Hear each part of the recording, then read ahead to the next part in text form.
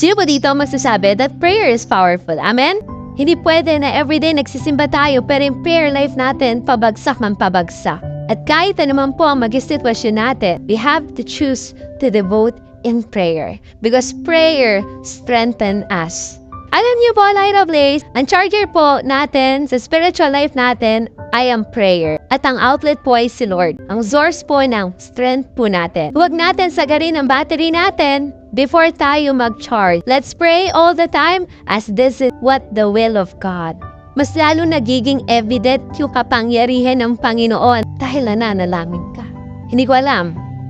Baka ngayon, kababalik mo lang. But ang prayer ko sa hapon po na ito, kahit kababalik lang natin, magkaroon tayo ng puso na, Lord, gusto ko Panginoon, ibalik mo ako kung paano ako naging on fire, kung paano ako nag-desire. Lord, right now, ibalik mo ako sa kung paano kita unang